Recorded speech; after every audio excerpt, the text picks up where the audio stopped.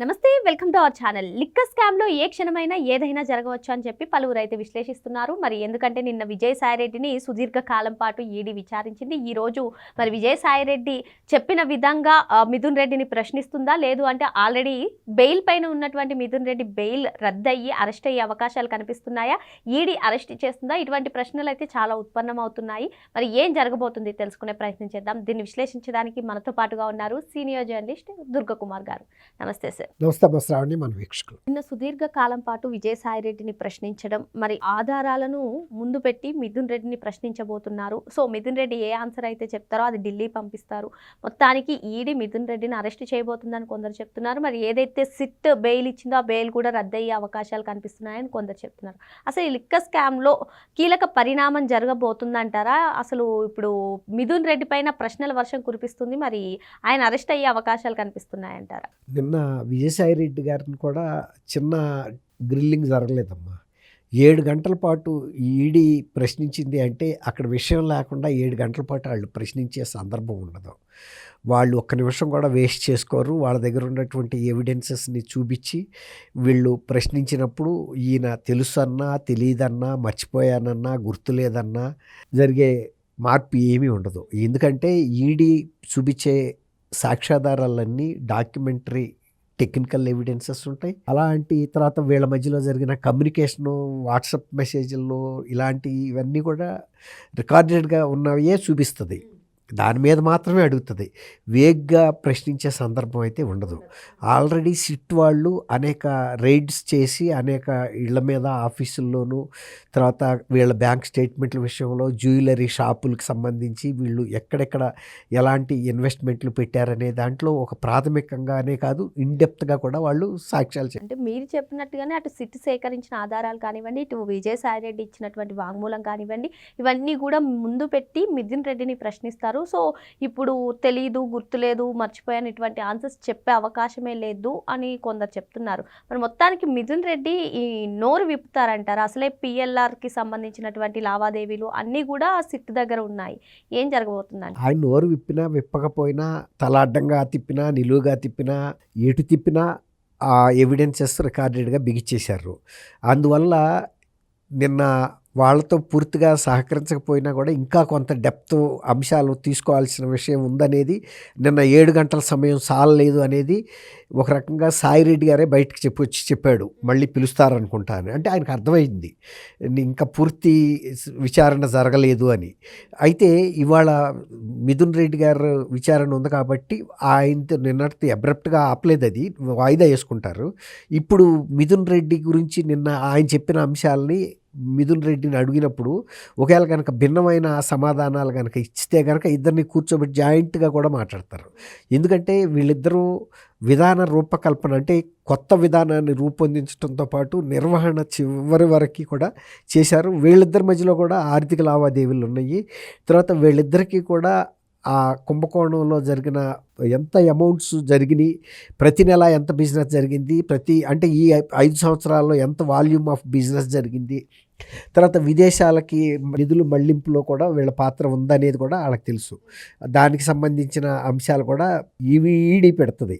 ఈడీకి ఈ సమాచారాన్ని అసలు సిట్టే ఇవ్వగలిగింది చాలా వరకు. అయితే సిట్కి ఉన్న అధికారాలు, వాళ్ళ విస్తృతి పరిధి తక్కువ కాబట్టి ఇంకా సాంకేతికంగా ప్రోబ్ చేయాలంటే ఈడీకి అధికారాలు ఎక్కువ ఉంటాయి. వాళ్ళకి నెట్వర్క్ ఎక్కువ, వాళ్ళకి ఫారిన్ కంట్రీస్తోని, ఆర్థిక సంస్థలతోనూ కాంటాక్ట్ చేసి సమాచారం తెప్పించుకునే అధికారం ఉంది.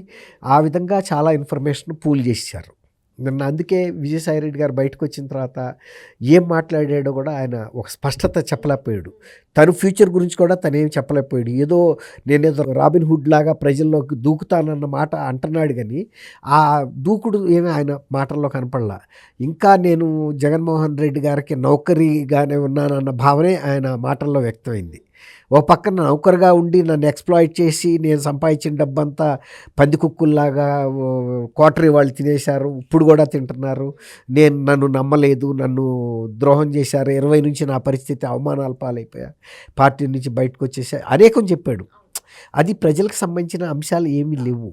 రెండోది ఏంటంటే మద్యం కుంభకోణం అనేది విజయసాయి రెడ్డి గారు ఎంత లోతున పాతేసి పైన అత్తర సీసాలు గుమ్మరించినా కూడా ప్రజలు ఆల్రెడీ జగన్మోహన్ రెడ్డి చేసిన ఆ కుంభకోణం అనేది గ్రామ స్థాయిలో చిన్న కుటుంబాల స్థాయిలో కూడా అర్థమైపోయింది. గతంలో ఉన్న లిక్కర్ వేరు, ఇతను వచ్చిన తర్వాత లిక్కర్ వేరు, అప్పుడు రేట్లు వేరు, ఇప్పుడు రేట్లు వేరు. అప్పుడేమో ఆన్లైన్ ఫోన్పే ద్వారా తీసుకున్నారు, ఇవాళ మొత్తం నగదు ద్వారా తీసుకున్నారు.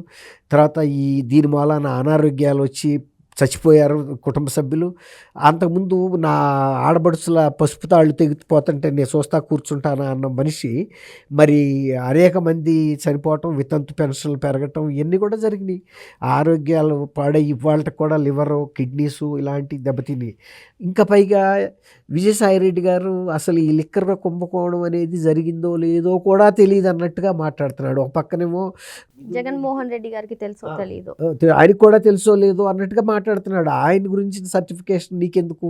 ఈ లిక్కర్ స్కామ్ లో ఆర్థిక లావాదేవీలు అన్నీ కూడా చూసింది మిథున్ రెడ్డే. అసలు మిథున్ రెడ్డే బిగ్ బాస్ కి చేరవేయడంలో చాలా కీలక పాత్ర పోషించారు అని చెప్పి సిట్ ఎప్పటికప్పుడు చెప్తూ ఉంది సార్. ఈవెన్ ఛార్జ్ షీట్ లో కూడా ఫైల్ చేసింది. ఇప్పుడు మరి ఈడీ పిలవడం, మిథున్ రెడ్డిని ప్రశ్నించడం, దాని మీదే ప్రాచుర్యత సంచరించుకుంది. మరి అరెస్ట్ అయ్యే అవకాశాలు కనిపిస్తున్నాయా? అరెస్ట్ అంటే ఇవాళ నిన్న విజయసాయి రెడ్డిని కూడా అసంపూర్తిగా మాట్లాడి పంపించేశారు కదమ్మా. వాళ్ళు అరెస్ట్ చేసే అధికారం ఎప్పుడైనా ఉంటుంది. వీళ్ళేమి తప్పించుకుని వెళ్ళే అవకాశం ఏమి ఉండదు. కాకపోతే ఏంటంటే వీలున్నంత వరకు ఎక్కువ సమాచారాన్ని అరెస్ట్ కన్నా ముందే సేకరించి రికార్డెడ్గా పెట్టుకోవాలన్నది వాళ్ళ ఉద్దేశం. అరెస్ట్ చేయటం పెద్ద మాట ఏం కాదు. కాకపోతే ఏంటంటే విజయసాయి రెడ్డిని ఇంకోసారి పిలిపించి మళ్ళీ ఇతనికి కూడా ఇంకోసారి పిలిచి మాట్లాడే అవకాశం ఉంచుకుంటారని నేను అనుకుంటున్నా.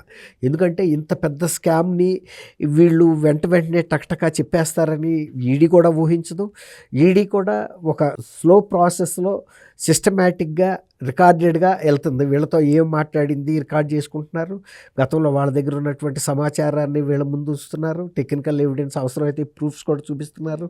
లేదు కాదు నాకు తెలీదు అనే మాట రానివ్వకుండా. కాబట్టి వాళ్ళ విజయసాయి రెడ్డి గారు తను ఒక రకంగా ఒక ఫిక్స్లో ఉన్నాడు. ఇప్పుడు ఎటు వెళ్ళాలో తెలియటం లేదు. జగన్మోహన్ రెడ్డిని వెళ్తే జగన్మోహన్ రెడ్డితో ఎలాంటి హాని జరుగుతుందో అని భయం. ఒకవేళ జగన్మోహన్ రెడ్డితో ఉంటే 2020 నుంచి పెట్టిన అవమానాలు ఇవి గుర్తొస్తున్నాయి. తనని దగ్గరికి రానివ్వటం లేదు. మరి బట్టాని నేను బయటికి తిరుగుబాటు జెండా ఎగరేద్దాము, ప్రజల దగ్గరికి వెళ్దామని కూడా చెప్తున్నాడు కదా. అట్లా అని నిన్న నేను ప్రజల ముందుకి రాబోతున్నాను, జరిగిన వాస్తవాలని బయటికి చెప్పుంటే నిన్న అందరూ కూడా విజయసాయి రెడ్డిని అల్లూరు సీతారామరాజు లాగా నిన్న ఒక తిరుగుబాటు జెండా ఎగరేసి ప్రజల తరపున జరిగిన అన్యాయాన్ని బయటికి చెప్తాడేమో అని అనుకున్నారు. కానీ ఇప్పటికి కూడా నేను దొంగలకి సద్దులు మోసే పని మీదే ఉన్నాను అన్నట్టు చెబుతున్నాడు. ఎవరో జర్నలిస్ట్ సాయి వాడి టైంలో పేటీఎంలో బ్యాచ్లో ఉన్నాడని చెప్పాడు. అతను సరే నీ సంగతి, నీకెంత స్వతంత్రం ఉంది, నేనేమి డబ్బులు తినలేదు అని చెబుతున్నాడు. నేను సంపాదించి పెట్టడమే తప్ప నేను సంపాదించిన నా కష్టాన్ని జగన్మోహన్ రెడ్డి క్వార్టరీకి మేపుతున్నాడు. అప్పుడు మేపుతున్నాడు, ఇప్పుడు కూడా మేపుతున్నాడు అంటున్నాడు. అప్పుడు మేపుతున్నాడు అంటే అర్థం ఉంది. అప్పుడు ఛానల్స్లోంచి రకరకాల అంటే ఈ అవినీతి ఛానల్స్లోంచి డబ్బులు వస్తున్నాయి కాబట్టి తిన్నారంటే అర్థం ఉంది. కానీ అసలు ఆ మెయిన్ ఛానల్ ఏదైతే ఉందో అది కొత్త ప్రభుత్వం రాగానే వీళ్ళు తయారు చేసిన విధానాన్ని డిస్మాంటిల్ చేసేసింది, పడగలగొట్టేసి మళ్ళీ పాత విధానాన్నే పెట్టింది. ఇప్పుడు కొత్తగా వీళ్ళకి అవినీతి మార్గాల ద్వారా వస్తున్న డబ్బు ఎక్కడుంది? గతంలో దాచిన గొడవలలో నుంచే ఈ బ్యాచ్ క్వార్టరీ ఇప్పుడు కూడా ఆ గోదాముల్లో లీడర్ సినిమాల్లో లాగా ఎక్కడెక్కడో దాస్తే అండర్ గ్రౌండ్ వీటిల్లో అక్కడైతే తింటున్నాయా ఏంటనేది అసలు ఎవరికి అర్థం కాల. ఆయన చెప్పిన మాట, సంపాదించిన మాట వాస్తవం. ఇలాంటి అంటే ఒకటికొకటి పరస్పర విరుద్ధంగా నిన్న విజయసాయి రెడ్డి మాట్లాడాడు. ఇవాళ మిథున్ రెడ్డి కూడా సూత్రధారి పాత్రధారి రెండు ఉన్నాయి. ఇతను ఎంత కీ రోల్ ప్లే చేశాడో అంత కీ రోల్ ప్లే చేశాడు. తర్వాత డిస్టిలరీస్ యజమానులకి ఆర్డర్లు ఇవ్వటంలో కానీ, డిస్టిలరీ యజమానుల నుంచి డబ్బులు వసూళ్లలో కానీ, తర్వాత వాటిని తీసుకొచ్చి గోదాముల్లో జార్చడంలో కూడా అతని పాత్ర ఉంది. అక్కడి నుంచి డిస్పర్స్మెంట్ మాత్రం అతనికి సంబంధం లేదు, అది వేరే బ్యాచ్.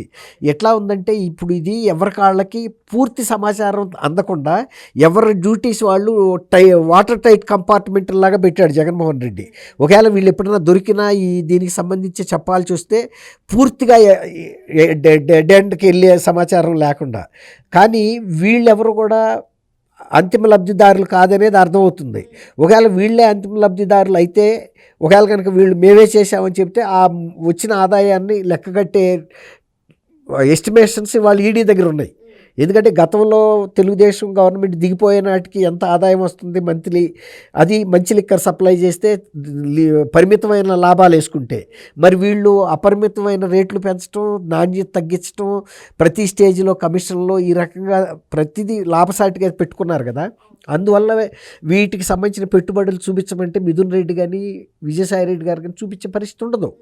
కాబట్టి వాళ్ళు అల్టిమేట్గా ఒప్పుకు తీరాలి, మేము కాదు మెయిన్ కాన్స్పిరేటరు, కుట్రద అసలు లబ్ధిదారులు మేము కాదు, ఎవరికి పంపించామో వాళ్ళకి చెప్పాలి. చెప్పినప్పుడు వాళ్ళు వాళ్ళ దగ్గరికి కూడా వెళ్తారు. ఈడీకి గతంలో ముఖ్యమంత్రులుగా చేసినా, కేంద్ర మంత్రులుగా చేసినా, ప్రధానులుగా చేసినా కూడా వాళ్ళు చర్య తీసుకునే అధికారం ఈడీకి ఉంటుంది. అది మరో అంశంతో మళ్ళీ కలుద్దాం. Thank you sir. Thank you అమ్మ శ్రావణి, మన వీక్షకులు.